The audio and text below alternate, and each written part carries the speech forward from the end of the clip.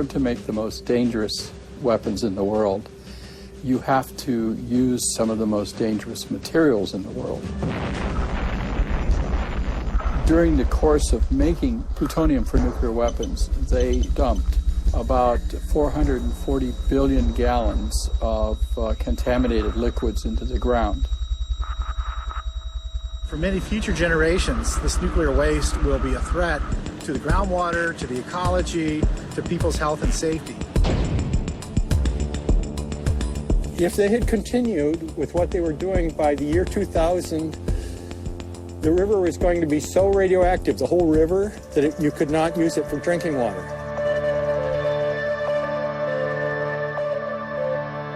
There's a lot of suspicions and a lot of paranoia on my part because the state of Washington has the highest rate of cancer in the country.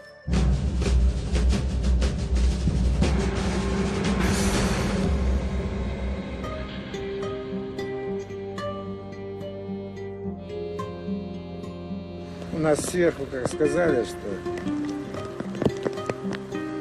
радиация в основном.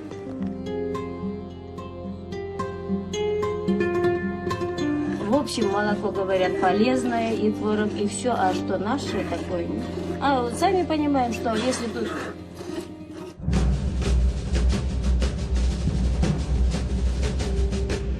Вот этих домах вот тоже от рака умерли, которые участвовали в ликвидации последствий аварии. Вот на них смотрю, иногда приезжаю и реву, потому что людей уже ничего не остается, а государство ни о чем не думает.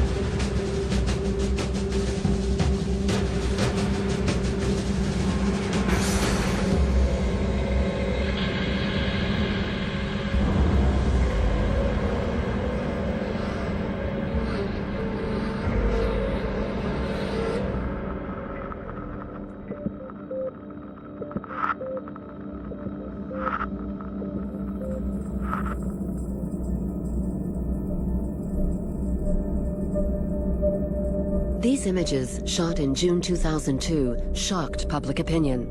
They showed that certain areas of the ocean bottom are covered with radioactive barrels that are ripped open. Where is the nuclear waste they contained?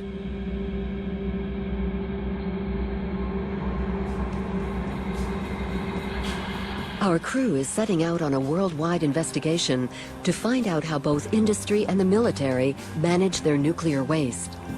Does it represent a risk for humans?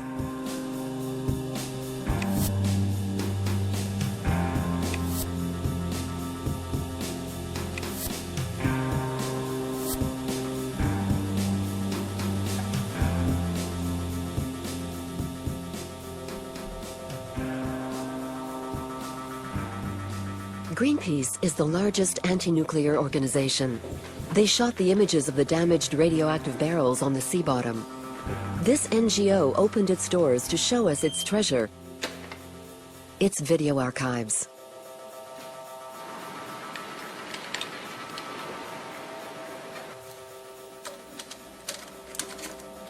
And we went to a place called La Force de Remarche, or in English, Herd Deep.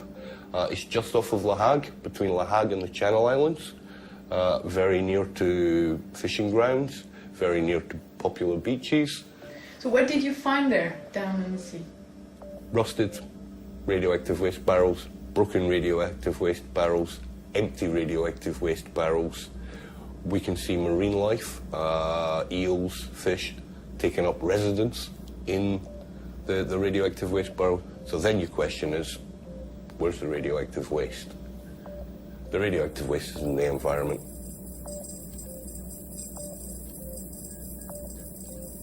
So you can see what happens. It doesn't fall into the dark, black, dead sea. It becomes part of the damn food chain. It becomes subject to pathways that could bring it back to human beings, could bring it back to your dinner plate.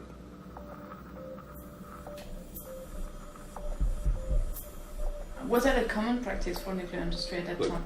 everybody did it. The British, the French, the Americans, the Russians. This was a time where there was no regard. The sea was seen as the world's biggest dustbin.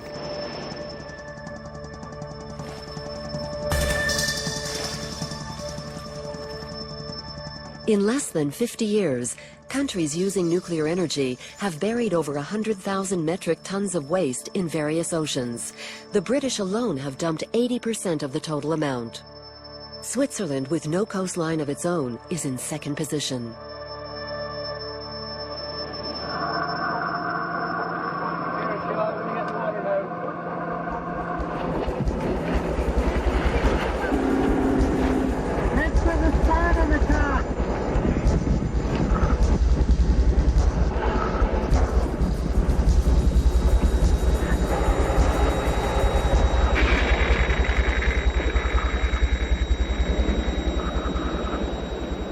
The impact of these images, the issue, the story, the drama, went worldwide.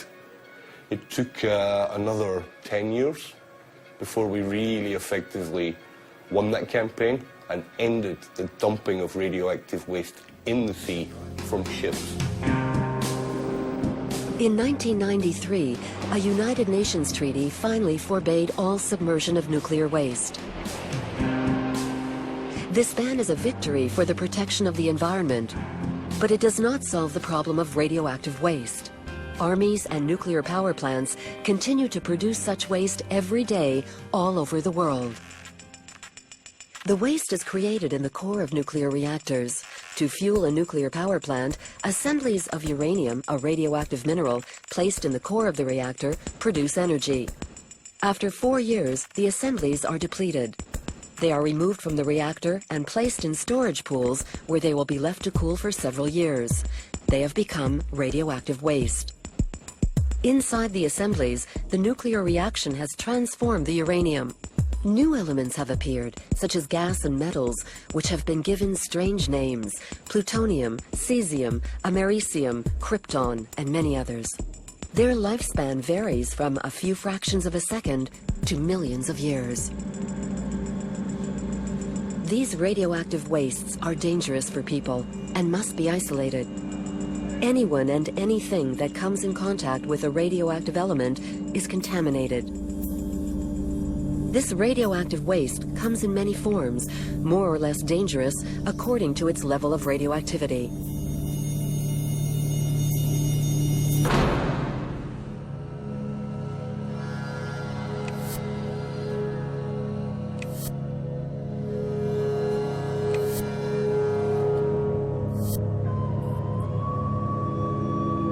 We are on our way to the world's first nuclear site in search of the first radioactive waste in history.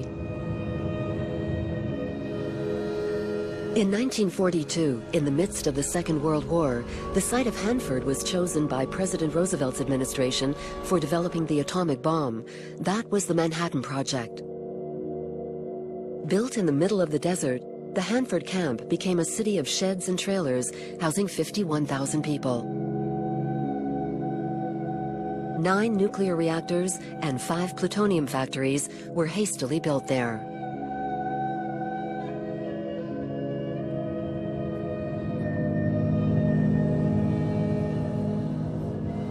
The American Department of Energy refused to let us onto the site. We decide to approach it by the only access possible without authorization, the Columbia River.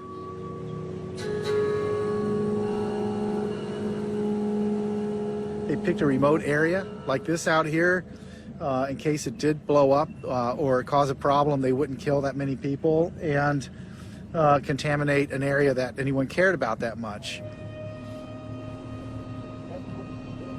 So this is the world's first production reactor, America's first production reactor. It was built in 1943 as part of the effort to produce plutonium for a new weapon, and this is called the B reactor.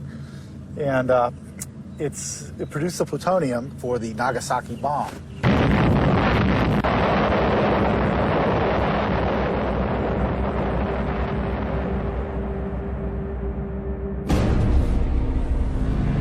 Hanford was a secret location for so many years. Nobody was allowed to know how many leaks or fires or problems they've had in the past and how they showered the downwind communities with radiation. So this was a site of expediency. It was to make weapons, and the waste creation was not a big part of that. And they also had the clean water, cool water from the river, which they needed to cool down the reactor processes. So the water to use to cool the fuel elements washed straight over the fuel elements and then went back into the river. So it caused a lot of contamination to come into this river. People were aware that they were releasing radioactive Of course elements? not. You know, this was all secret. This was all under the Manhattan Project. It was a U.S. Army operation.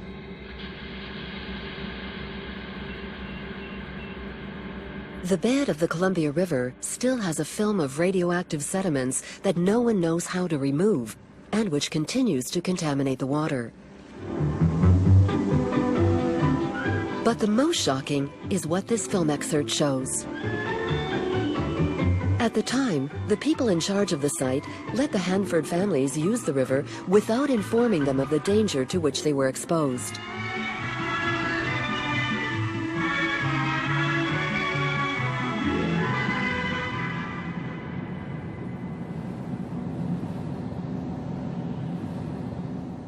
Came here in '63. I was just 21 years old, just graduated from college.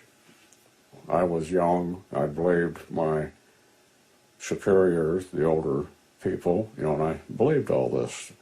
When I found out that I'd been, for the previous 20 years, I'd been told things that weren't entirely correct. You know, that Hanford was indeed not a good site, because of the waste we have out there were going to be released. I'm rather shocked at how high the concentration's gotten, how mobile it was. In 20 years, they built all this and made the mess. Ready for the water? The reactors and the plants in Hanford have produced over 1,500 billion liters of radioactive waste. This is equivalent to the surface of Manhattan with a depth of 25 meters. Storing the waste would have been too costly. Pressed for time, the directors decided to dig trenches. The liquid waste with low activity was poured directly into the earth, contaminating 3,500 hectares. The Z9 trench received the most waste.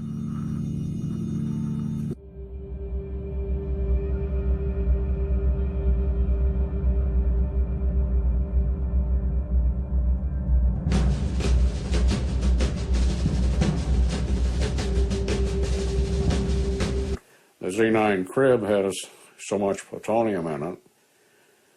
They finally got in measuring it. Most plutonium was stopped right near the surface.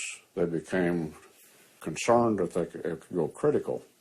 They were very carefully. They had removing enough of the plutonium that they didn't have a nuclear incident out there. Well, ultimately they stopped that and put all the wastes into the tanks.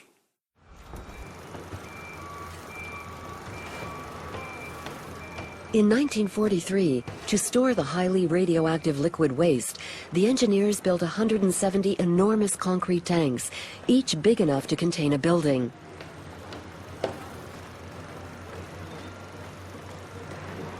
These tanks were then buried in the ground to reduce the risk.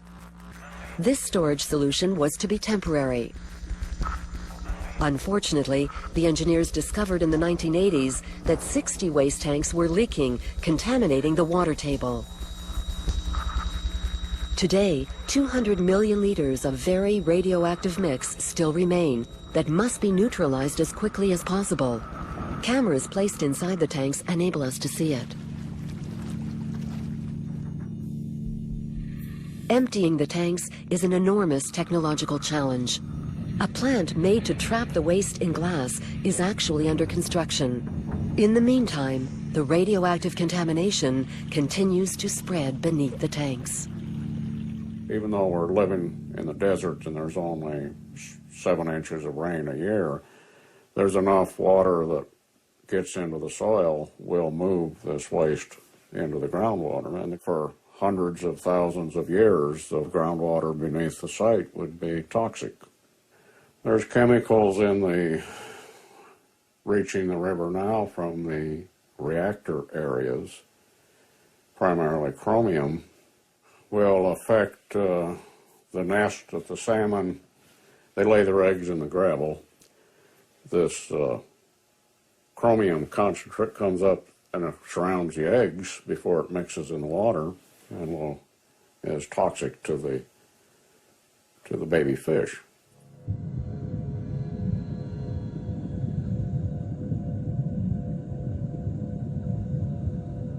Alan Bolt's fears are not imaginary. In 2002, an official report made for the American Department of Energy announced that strontium-90, a radioactive element, is present in Columbia River fish. 13 out of 15 fish caught around the site are contaminated. Eating them regularly multiplies the probability of having a cancer. We hunt and fish and gather our foods and medicines there. We still consume our foods and medicines that come out of the ground. It's just that as manager that oversees Hanford, if my people came to me today and said, can we go down and gather these foods and will it be safe? I would have to say, I don't know. I don't know whether they're safe or not. There's a lot of suspicions and a lot of paranoia on my part because the state of Washington has the highest rate of cancer in the country. Wasn't long back when I was a boy, you could drink the water out of it. Not anymore.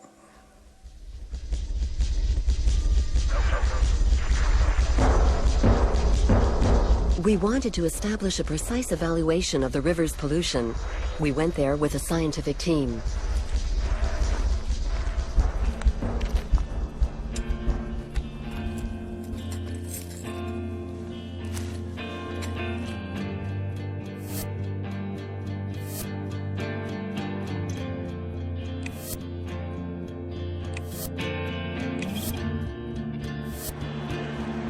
We had the earth and the water analyzed at the CRIRAD, an independent French radioactivity research laboratory.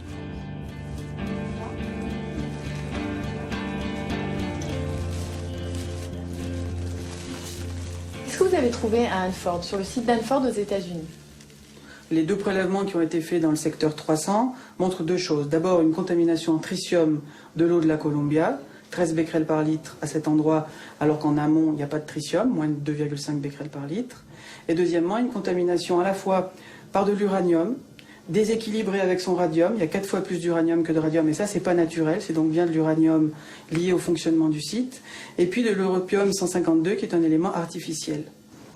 Le site de Hanford reconnaît une contamination, par exemple, par du tritium dépassant les limites de potabilité, de 121 km² de surface d'eau souterraine. En clair, ce site continue à fuir en permanence, à entraîner des éléments radioactifs dans les eaux souterraines qui progressivement migrent vers la Columbia River parce que pour certains d'entre eux, iode 129 et technétium 99, il n'y a pas de méthode de décontamination opérationnelle. It is impossible to calculate the exact quantity of bombs and radioactive waste produced by the armaments race. To catch up with the Americans, the Soviet Union built a dozen atomic sites in 1945. For over 30 years, no information passed through the Iron Curtain.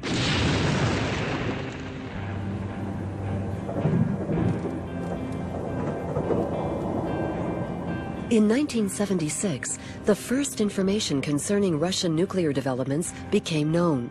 A Soviet dissident, Joraz Medvedev, revealed that a badly maintained tank of nuclear waste exploded in the Urals in 1957, sort of early Chernobyl, and no one ever said anything. Why do you think people didn't want to believe you? Oh, because in 1976, all the countries in the West were facing the choice to develop nuclear energy. And suddenly Medvedev talking about nuclear waste and explosion and about contamination. So apparently they consider this as a KGB plot to stop their programs, to frighten Western public. So the man in charge of nuclear programs in Britain, he made a statement that what Medvedev told is rubbish. It's a nonsense. It can't happen. Actually, the CIA, American intelligence, did know it happened, but kept secret. Why? Just because, probably the same reason, they didn't want to create fairs about nuclear power, so they've probably been advised to keep silence. But this nuclear waste problem does exist. Does exist for Japan, does exist for Britain, does exist for America, for France, for Russia, for a few more countries. And how they deal with nuclear waste, we don't know.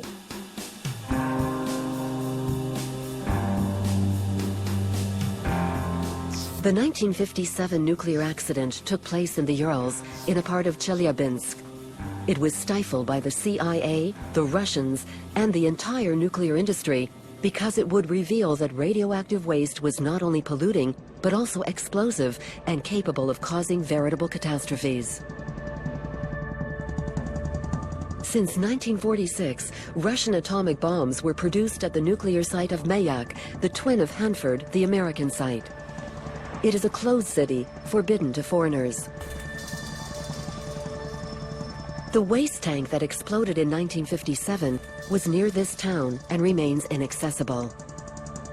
We are now on our way to Tatarskaya Karabolka, one of the villages most contaminated by the radioactive fallout.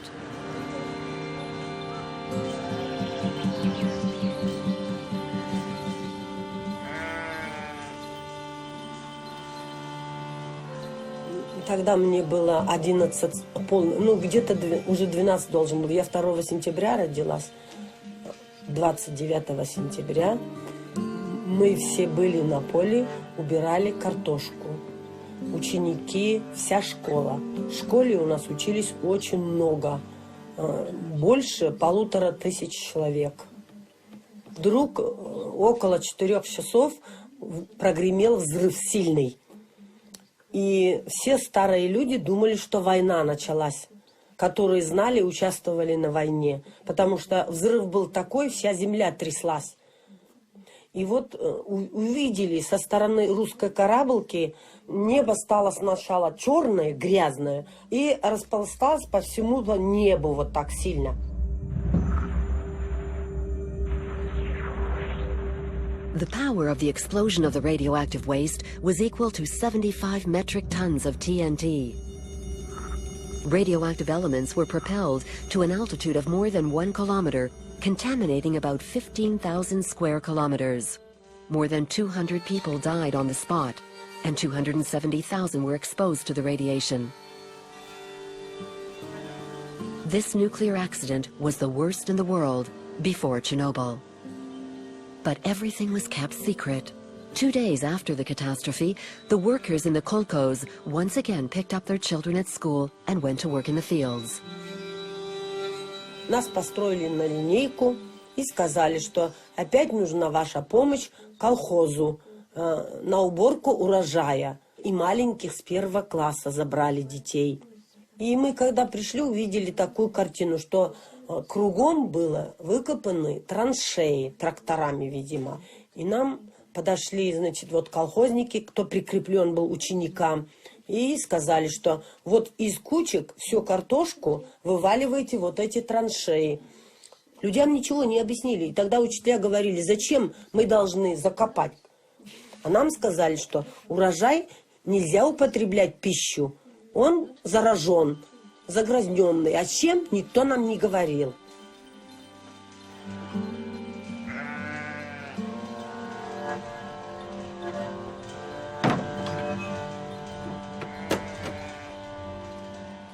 В вот этих домах вот тоже от рака умерли, которые участвовали в ликвидации последствий аварии. Вот на них смотрю, иногда приезжаю и реву, потому что людей уже ничего не остается, а государство ни о чем не думает. Дома-то стоят, а людей нету. Вот подряд уже сколько домов? Раз, два, три, четыре, пять. Вот шесть. 6 домов подряд никого нет. Все умерли.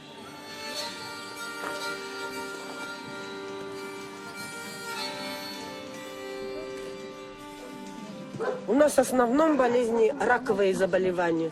У нас в основном раковые, сердечно-сосудистые заболевания и сахарный диабет. Это все те, которые связаны с радиацией.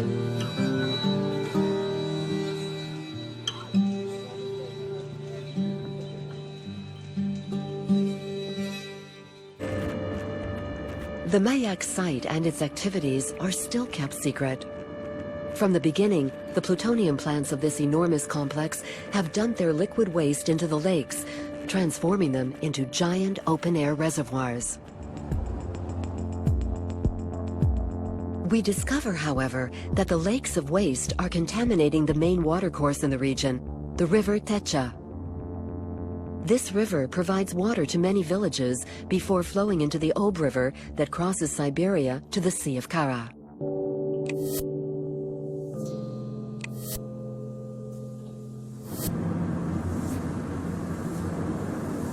Muslimovo is the first village situated on the river. We go there with Christian Corbon, a scientist from the French laboratory CRIRAD, to investigate the contamination of the area by the radioactive waste. On the way, we cross the Techa River.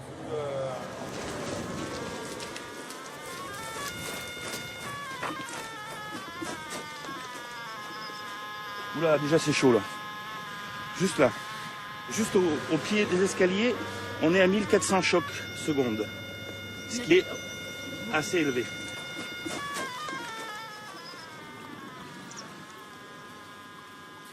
Bon là toujours au bord, là je suis à 2000 encore. Hein. Lisière de l'eau, 2004, 2006, 2008, 3000, 4000, 5000. C'est complètement pourri là. Là c'est hallucinant. 5,000 clicks per second. That's 50 times the level of natural radioactivity. Vu le niveau radiamétrique là, c'est très contaminé, donc on ne sait pas ce qu'il y a comme radio-éléments dedans, et leur radiotoxicité non plus, mais c'est très dangereux, donc il faut éviter d'y mettre les doigts et de se sucer les doigts ou de se toucher avec ça.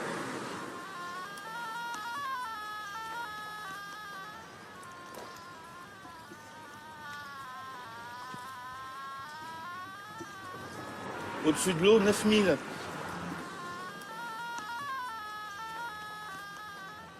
Là, je suis monté à 16 000. 16 000 chocs. C'est énorme. En termes de lieu, c'est équivalent à quoi comme zone?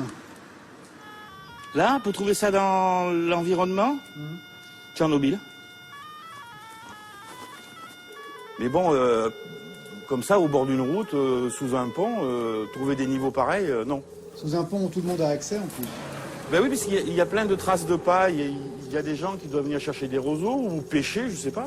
Sans doute, il y en a qui pêchent. Hein. Là, dans le courant.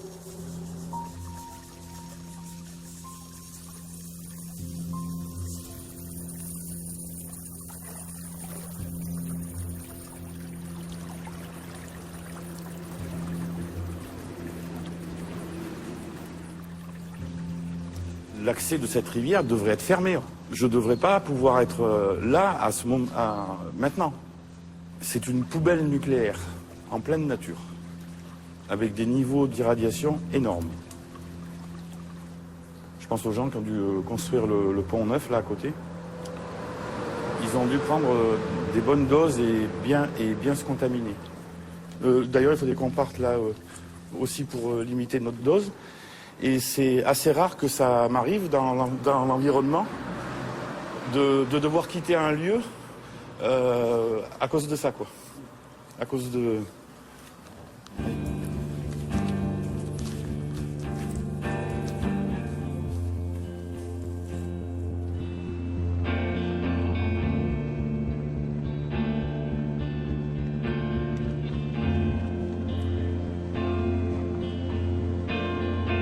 The river has been contaminated for 50 years. The government has already evacuated many villages. Muslimovo is the last. Здесь вот снесенные дома, да, и вот им бульдозером приезжают и сносят эти дома. Вот там недавно уехали уже. 2/3 населения уехало совсем отсюда.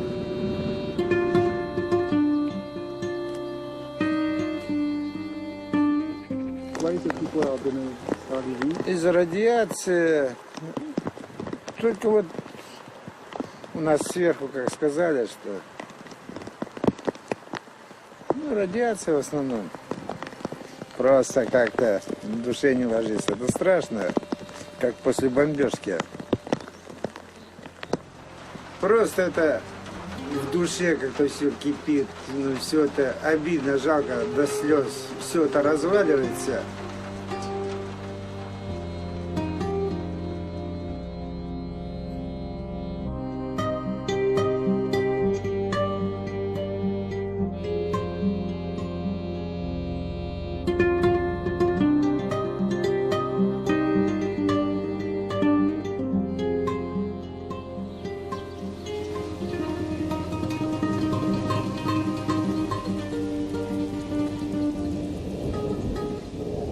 Наверху вот находился интернат до 91-го года.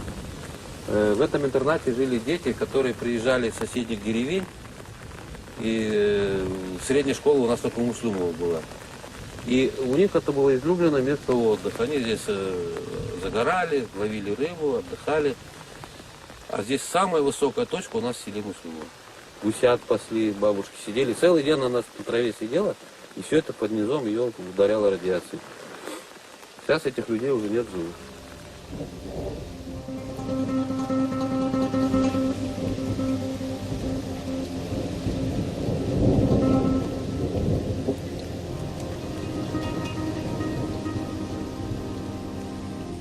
В советское время все, что было связано с атомной индустрией, было секретно. В период гласности, кстати говоря, вот Чернобыль случился в 1986 году, катастрофа в Чернобыле. И она была такого масштаба, что сначала попытались ее сделать секретной. Сначала ей это говорили, нельзя, ничего не случилось. Но потом, когда нужно было привлекать сотни тысяч людей, секретность вылезла. И она, Чернобыль, 1986 год, была одна из причин возникновения гласности. Вот того периода гласности при Горбачеве, когда вынуждена была коммунистическая партия сказать, мы не можем больше жить в секретном обществе, это опасно для всего общества, мы должны открыть какие-то секреты. И вот атомная энергетика стала открывать свои секреты. Маяк был полностью закрытая организация, никто не знал, что там происходит.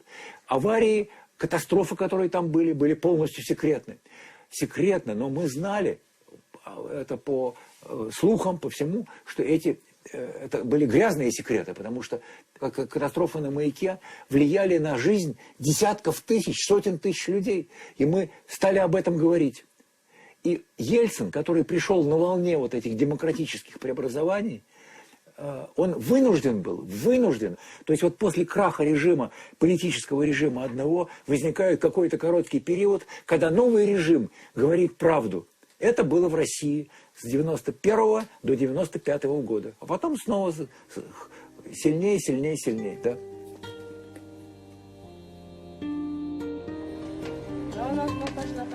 The government offered 1 million rubles to the inhabitants for them to leave the village. That's about $30,000. But these indemnities did not enable everyone to leave. Сколько из нашей деревни с раковыми заболеваниями умерли. А куда деваешься? Куда сорвешься сейчас на нашу пенсию? До самой смерти будем жить. Куда деваешься?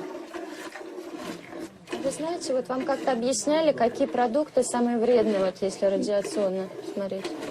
А у нас должно быть все, говорят, привозное. А если жить и откуда-то возить, если у меня своей грядки не будет, что бы на эти 3000 купил? Все свое. А молоко часто пьете? А свое молоко как не пьем, не пить. Вроде на пробу брали, без ответа. Воду брали. А что это была за проба? Ну, санэпидстанция. Когда это было, не помните? Да почти каждый год берут. Молоко берут на пробу? И молоко берут. С ФИБа. У нас же больница тут, в этом, в Челябинске, ФИБ, филиал Института биофизики. И вот они приезжают. Так, а брали молоко на пробу, что сказали вам? Ничего не говорят, они для себя.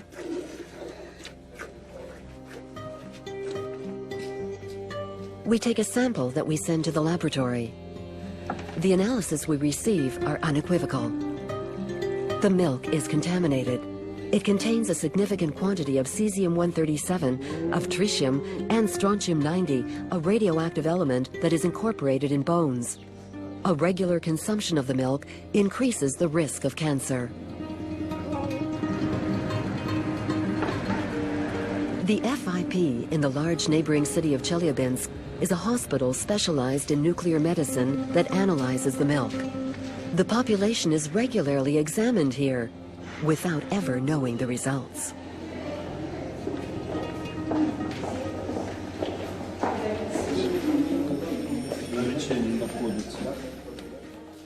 So I want you to tell me in what your study consisted. Да, наше население является, к сожалению, уникальным населением, которое подверглось действию радиации в естественных условиях. И результаты первых анализов подтверждаются и нашими современными исследованиями, которые показывают, что имеется достоверная, четкая связь зависимости показателей смертности от онкологических заболеваний и показателей заболеваемости онкологических от величины дозы. Мы создали когорту наблюдения населения, облученного в прибрежных селах реки Течи. Когорта составила около 30 тысяч населения, и к настоящему моменту период наблюдения уже составляет более 50 лет. This doctor admits that the Muslimovo population has been studied since the 1950s. They have purposely let several generations live in a contaminated territory.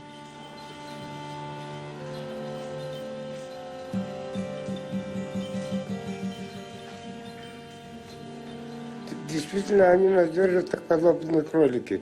Хрущеву поставили памятник, а нам оставили кресты. Каждый день похороны у нас в Муслимой. 5-6 кладбищ, все полные уже. Вот приезжайте, посмотрите, кладбище снимите. 5 кладбищ полных. Вот у меня в прошлом году только умер, 48 лет, 21 июля 48 исполнится. Умер от рака. Оно давно нас об этом известить и отселять. Мы как подопытные животные, кролики существуем там. Видимо, так и на это держат нас там. Такая уж у нас судьба.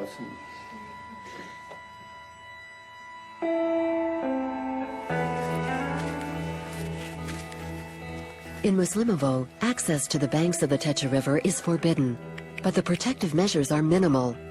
Animals and the inhabitants still go there. 75 fois plus que le rayonnement naturel.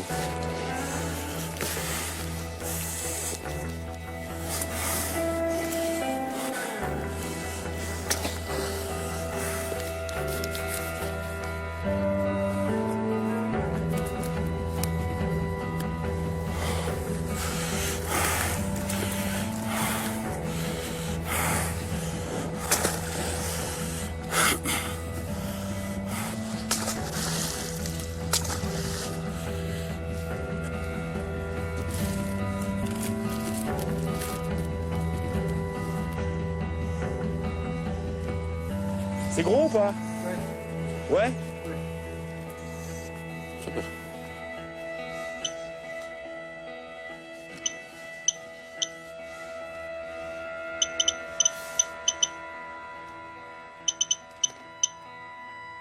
il marque. Il marque, hein, ça c'est sûr. Ouais. Là, il n'y a pas photo.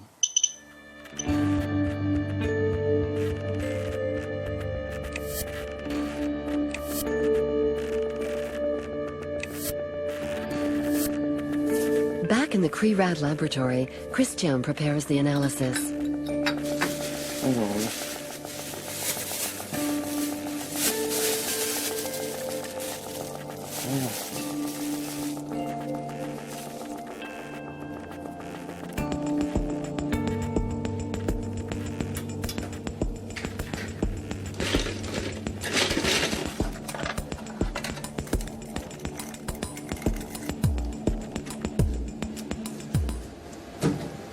C'est T1? T1. Ok. After placing the samples in a gamma spectrometry counting channel, he's going to evaluate their level of radioactivity and look for the presence of certain radioactive elements.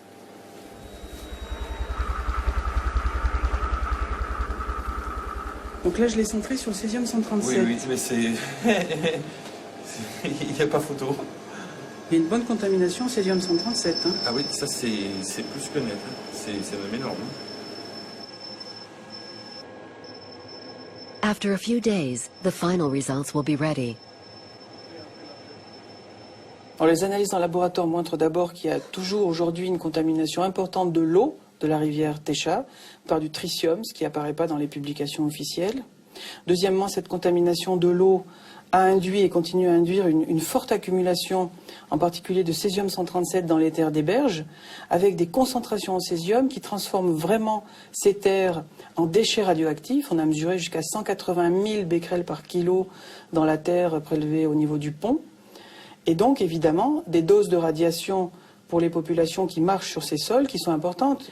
Ensuite, puisqu'il y a une contamination de l'eau, des sols, il y a ensuite transfert vers la chaîne alimentaire, contamination des poissons. On a mesuré plus de 600 becquerels par kilo sec dans les poissons prélevés à Muslimovo. Contamination du lait, 24 becquerels par kilo en césium 137. Ce qui fait que la population qui vit à Muslimovo, à la fois par la radiation qui émane des terres, au bord de la Técha, par la contamination de la chaîne alimentaire, eh bien, elle est exposée à des doses qui sont tout à fait importantes. Vous avez dit que Muslimovo est un village contaminé? On peut vraiment se poser la question de savoir comment se fait-il que Muslimovo, aujourd'hui, ne soit pas évacué. A few days later, supplementary analyses show that the sediment from the Techa River is highly contaminated by the most toxic elements, plutonium-239 and 240. The level reaches more than 2,200 becquerels per kilogram, when it should be 0. Plutonium is the explosive used in atomic bombs. All nuclear plants, whether military or civilian, have a point in common. They produce radioactive waste that they discharge partly into the environment. At La Hague, France also has its own installation. A plant that reprocesses waste similar to the one in Mayak.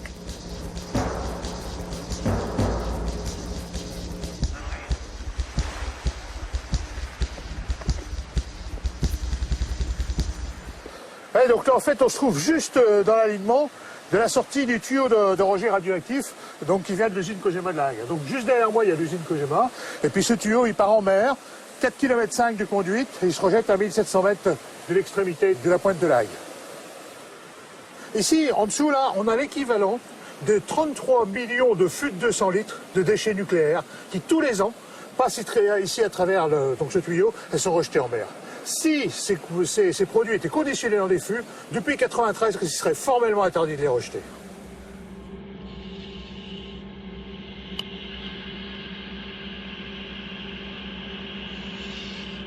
The reprocessing plant in La Hague rejects daily 400 cubic meters of radioactive waste into the currents of the English Channel.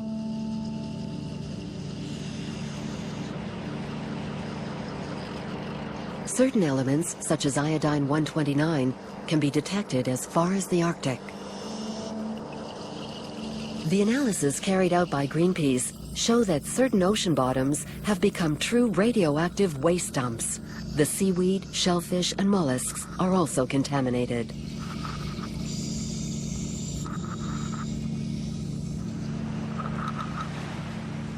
suite à l'investigation considérable qu'on avait fait sur le tuyau et tout ce qu'on avait pu démontrer, on a eu l'idée de se dire, mais après tout, il y a aussi un autre émissaire qui pose problème, c'est les rejets gazeux.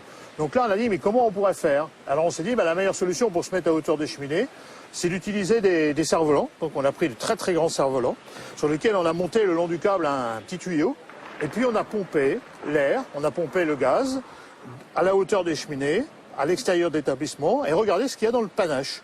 Et c'est là où on a trouvé des seuils extrêmement importants de dizaines de milliers de becquerels par litre d'air de tous les produits radioactifs rejetés par l'établissement de La Hague.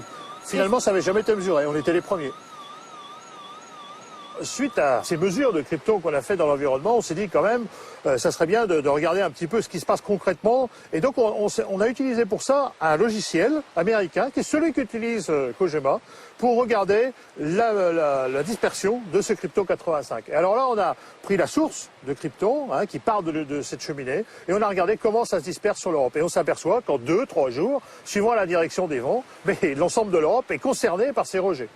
On a fait des expériences où on peut mesurer, on peut fixer facilement le calendrier de cisaillage des combustibles de Kojima La Hague sur le toit de l'université de Gand en Belgique ou sur le toit de l'université de Genève. Il faut voir que, en fait, ces rejets de La Hague, on est quasiment dans la situation d'un accident permanent. C'est comme si on avait un problème sur une centrale nucléaire et que finalement on avait un rejet permanent. On est en situation accidentelle permanente, mais légale.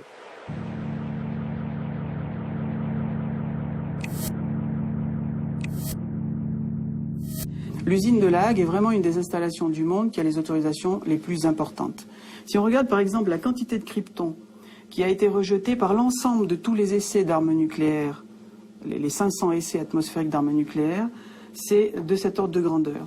On voit que l'usine de La Hague, en une seule année, par exemple en 99, a rejeté dans l'atmosphère plus de krypton 85 que toutes les explosions atomiques qui ont été faites pendant des décennies par l'homme. Et comme la période de ce gaz est de 10 ans, il s'accumule progressivement dans l'atmosphère. On le voit par exemple sur ce graphique. Depuis les années 60 jusqu'à aujourd'hui, les années 90 et 2000, la concentration en krypton radioactif dans l'atmosphère de l'hémisphère nord ne cesse d'augmenter. Et ça, c'est dû au rejet des installations de retraitement, dont évidemment La Hague. It would be extremely costly to recover certain radioactive elements, such as tritium or krypton-85. The reprocessing plant in La Hague is authorized to reject waste into the environment.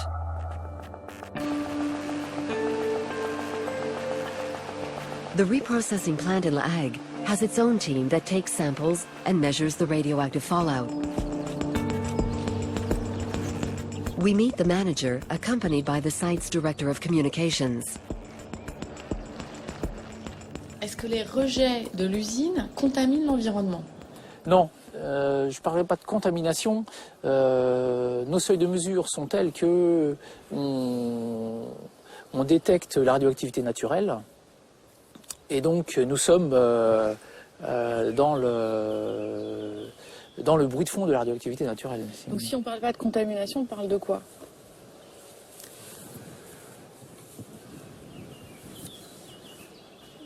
Moi, je parle d'absence d'impact. Enfin, il y a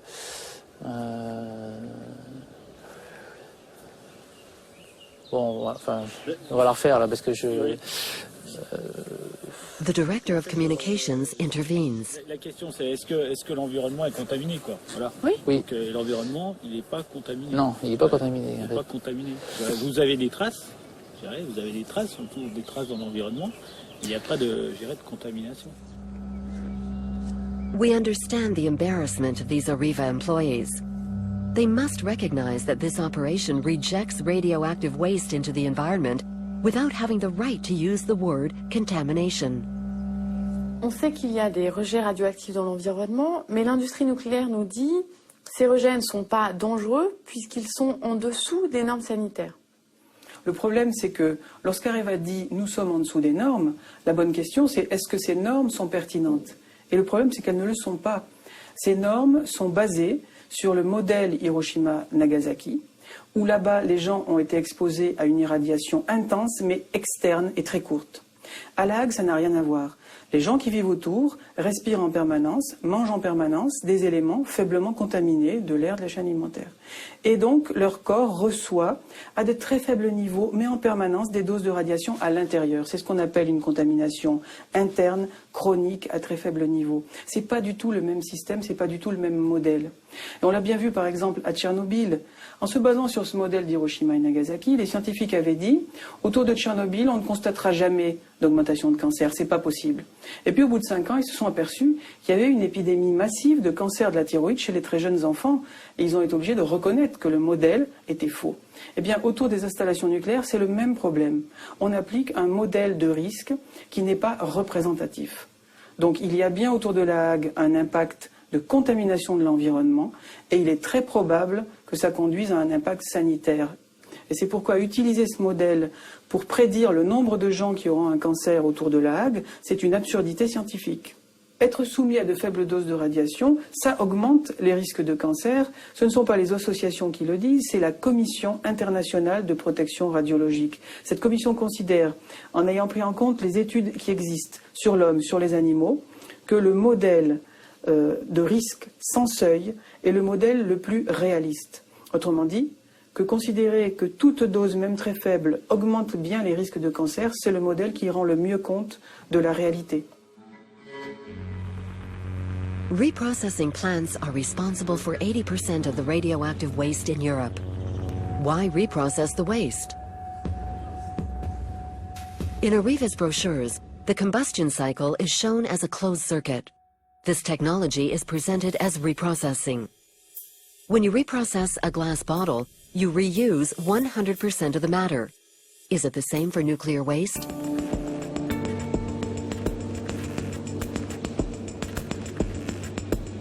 The Arriva Group allows us to visit the reprocessing plant in La Hague.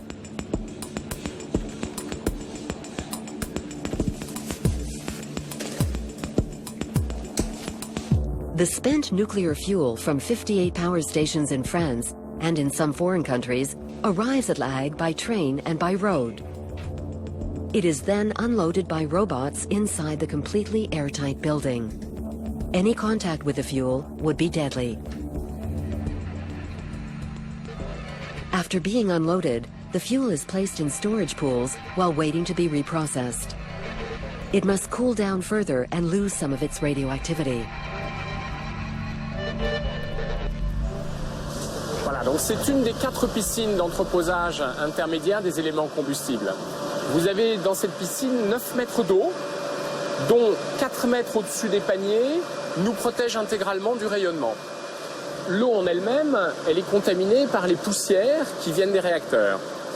Et l'eau est filtrée en permanence par les pompes que vous voyez le long des bassins. Combien de temps est-ce que les combustibles sont entreposés en fait? On estime qu'en moyenne, si je fais une moyenne, on les entrepose 5 années. When it leaves the storage pools, the spent fuel is cut up and dissolved. This process separates the different materials. The result is 95% uranium, 1% plutonium, and 4% final waste. The reprocessing therefore does not eliminate the radioactivity, but concentrates it into the final waste.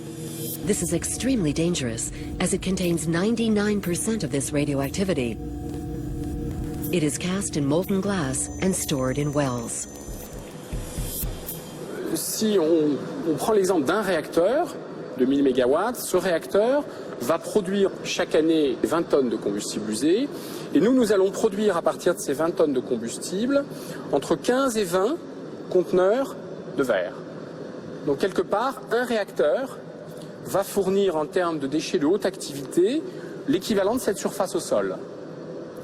Et si on transforme ça en parc nucléaire français, tout ce que la France consomme comme électricité nucléaire, 80%, eh bien, va générer chaque année uniquement cette surface en termes de déchets de haute activité.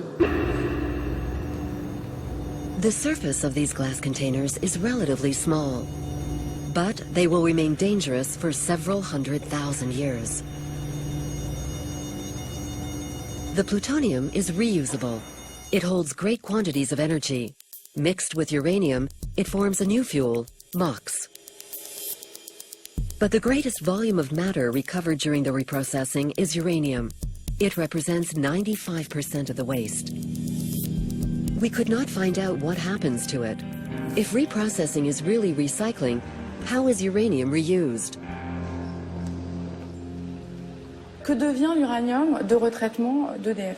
Alors l'uranium de retraitement, il est entreposé sur le site de Pierre-Latte et au moment où le client souhaite le réutiliser, c'est une sorte de bas de laine qu'il se constitue, une réserve d'énergie, de matières premières, puisque le nucléaire a cette caractéristique que c'est une énergie recyclable. À partir du moment où le client nous le demande, alors ils sont envoyés dans des installations, soit aux Pays-Bas, soit en Russie, où là il va subir un nouveau processus d'enrichissement. Le groupe Areva ne dispose pas actuellement de ces technologies. Et donc, cet uranium issu du retraitement est envoyé dans les installations en Europe ou en Russie et est donc réinjecté ainsi dans le cycle. French uranium goes partly to Russia. What exactly happens to it?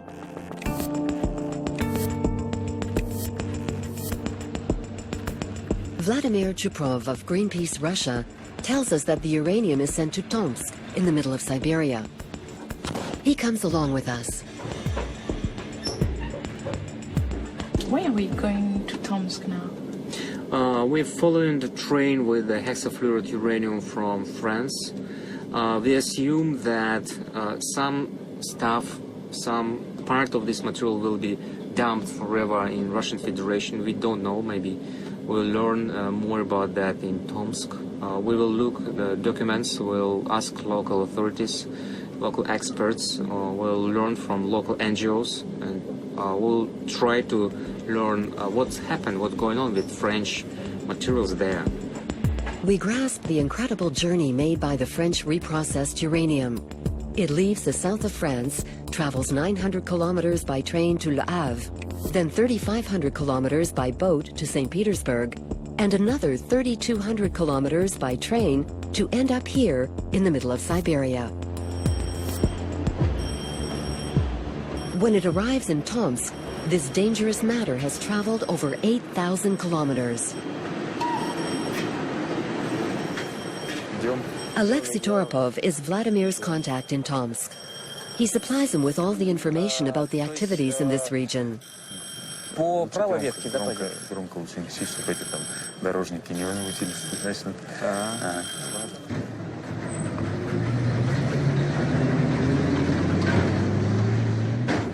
Определенный дисциплин урана, как и все другие радиоактивные материалы, на север, перевозят их в ту сторону, да, туда по однопутной железной дороге. The transportation of the uranium does not end in Tomsk. It continues on a few kilometers from there into the nuclear complex Tomsk-7. The town is closed to foreigners.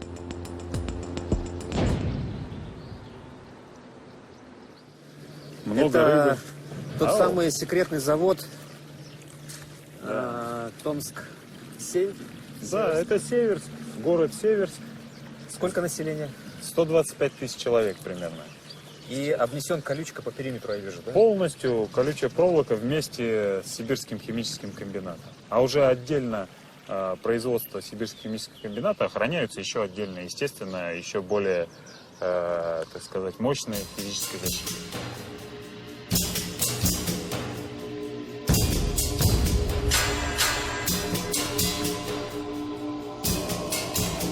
This is the train. Seversk. This is the train, yeah. C'est celle-là. Let's go closer. Okay, this is the military reactors plant with the cooling towers. Oh, what's this? That's the point, that's the issue. That's the containers with the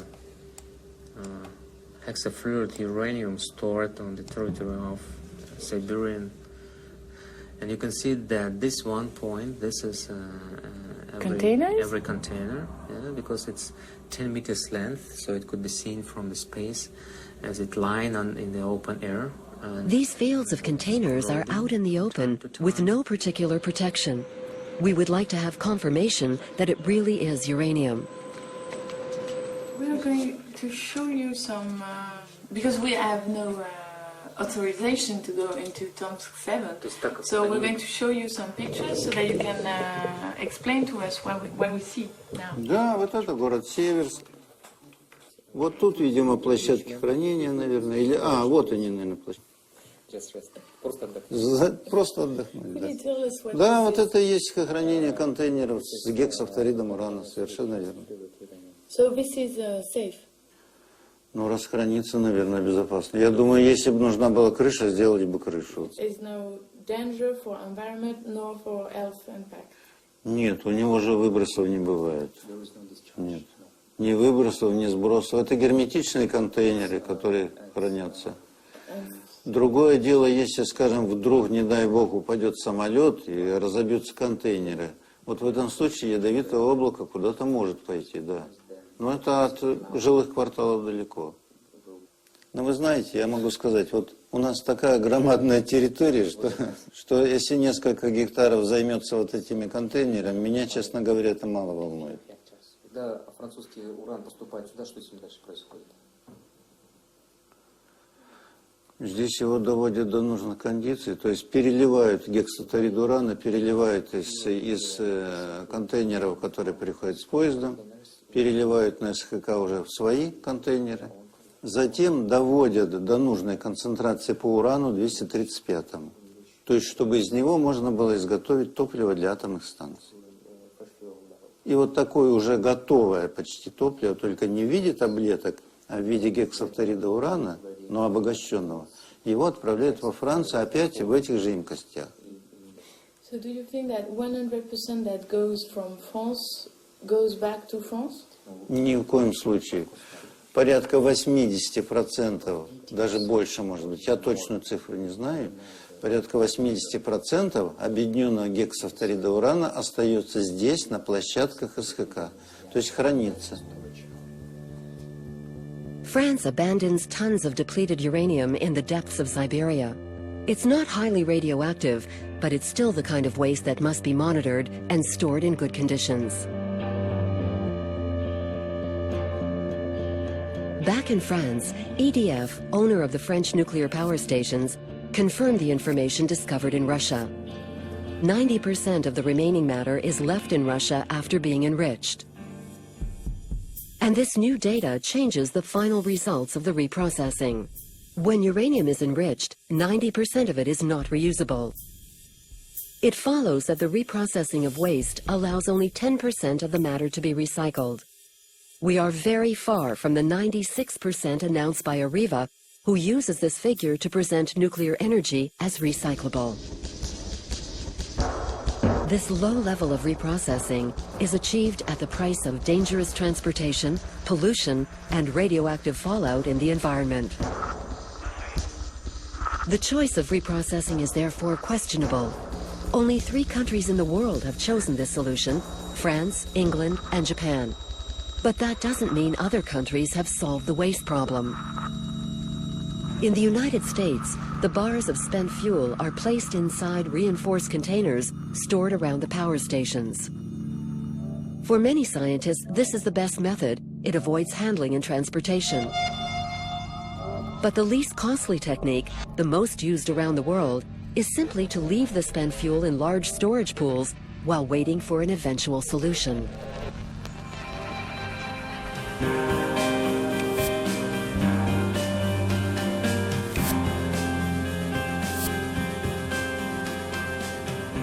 Well, my colleagues and I actually published a paper in 2003 where we looked at the last 25 years of the safety literature regarding spent fuel and took it to the logical extreme of an act of terror. What would happen? And the basic problem is that these are in pools of water. And when the water is caused to be drained, the fuel heats up and catches fire. The fire will then release fantastic amounts of radiation into the environment. And we estimated that a spent fuel fire could cause more land contamination than Chernobyl by maybe 4 times in terms of forbidden territory. In other words, people having to flee and not be able to return to their homes, an area that would be about roughly 4 times greater than Chernobyl. We, of course, were denounced and attacked by the nuclear industry and the government. And the National Academy of Sciences was asked to, by the Congress, to look into this. And in 2005, the Academy said that we were correct, you could not rule this out, and that we had to take this problem much more seriously. Spent fuel pools were recognized by Germany and the Swiss as an unacceptable risk because of airplane crashes and acts of terrorism.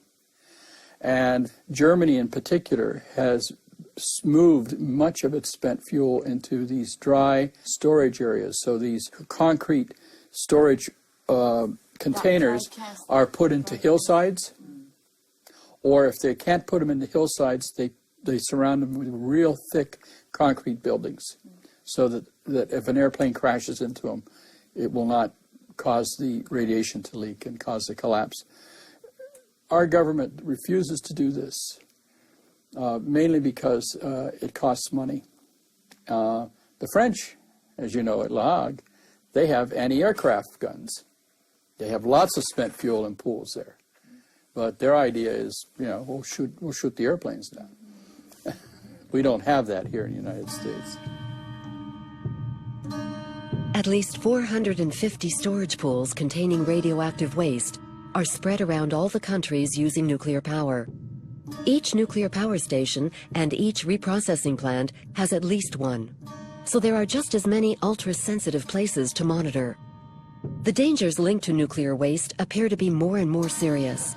The industry is improving its protection systems as well as the means of transportation. But international terrorism creates a risk we had not imagined previously. The extent of the problem of radioactive waste is increasing.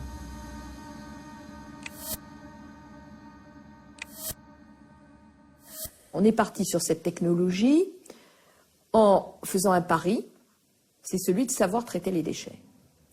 Ce pari, il a été lancé dans les années 70, nous sommes en 2010 bientôt, et le pari n'est pas gagné 40 ans plus tard. On n'a pas trouvé de solution pour les déchets.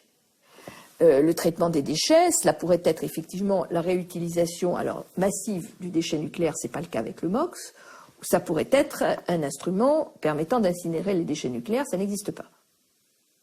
Et donc pour l'instant on est collé avec ça. Alors c'est pour ça que ce n'est pas une filière durable, au sens auquel on entend aujourd'hui les filières durables. Et en ce qui concerne le nucléaire, il y a une religion, je dirais en France, partagée par l'essentiel de la classe politique de droite et de gauche. Et aujourd'hui alimentée par la question du changement climatique sur le fait que le nucléaire va nous sauver. Donc c'est quasiment religieux, vous voyez, et donc c'est très très difficile, même sans, encore une fois, moi je ne fais pas partie des antinucléaires de base. Je ne suis pas a priori contre la technologie nucléaire, je pense qu'elle pose beaucoup de problèmes. Je ne suis pas sûre qu'elle soit économiquement rentable. Mais ce dont je suis sûre, c'est qu'elle est à l'origine de beaucoup des maux MAUX de la société française, du fait de l'opacité du secret dans lequel le système s'est enferré, qui a débordé sur plein d'autres choses, parce qu'il fallait cacher le fait que c'était fait pour le nucléaire.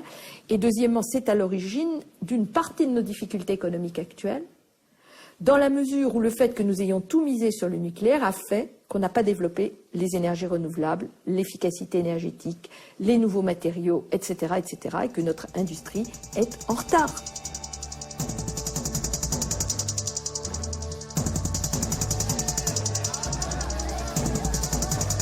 In all the countries that possess nuclear energy, the secret surrounding it has provoked waves of protest.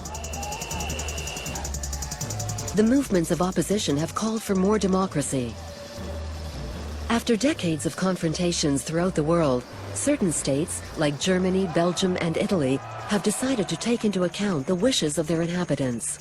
They have started major debates, which have sometimes led to the decision to abandon nuclear energy. The fear of radioactive waste weighs heavily on this decision. To regain people's trust, nuclear energy must propose a solution.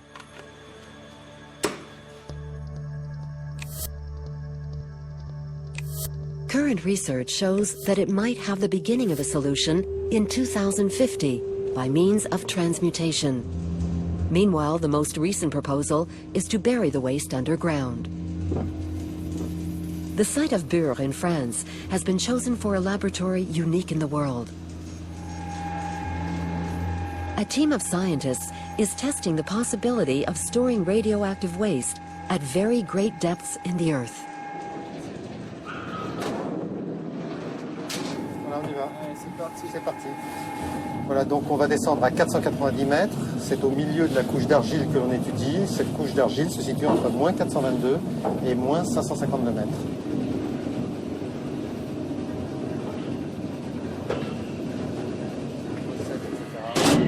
La réception.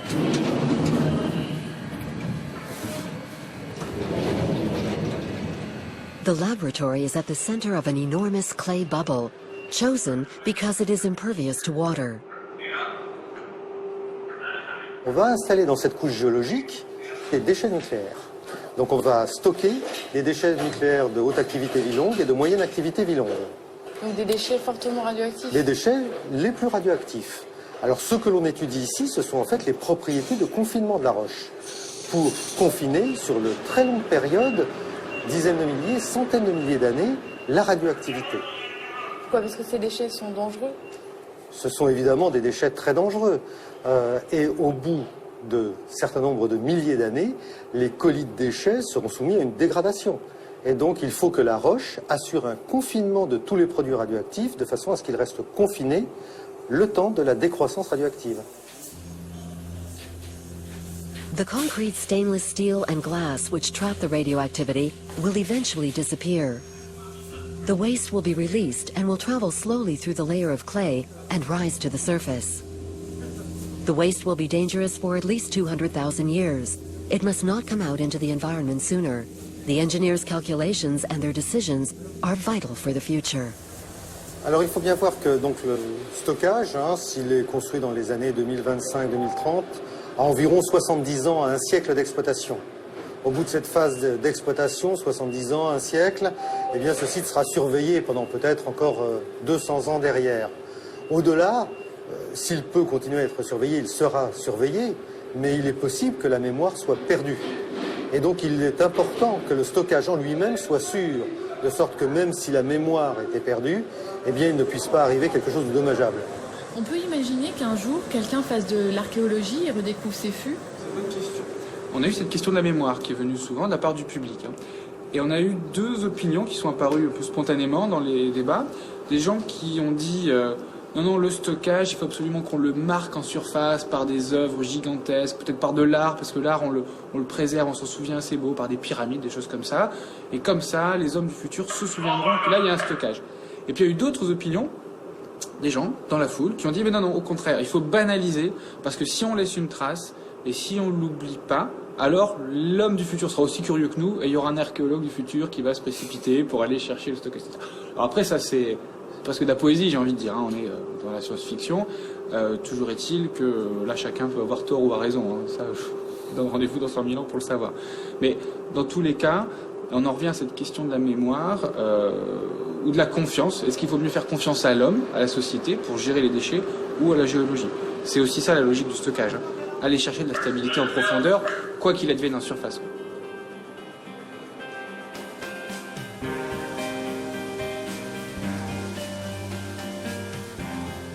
Le problème du nucléaire, je dirais, c'est d'hypothéquer l'avenir.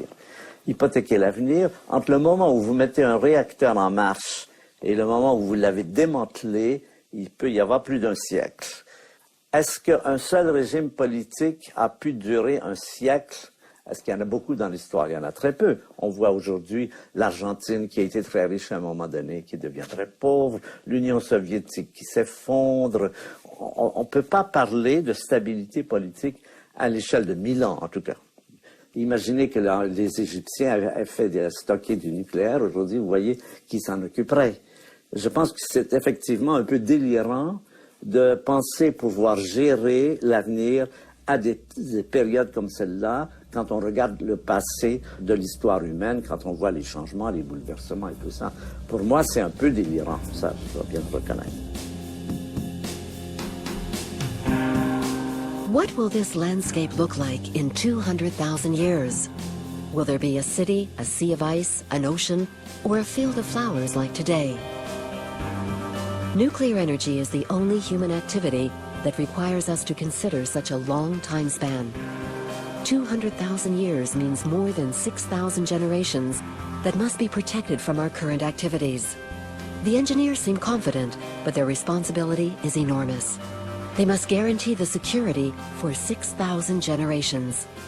Can we trust them?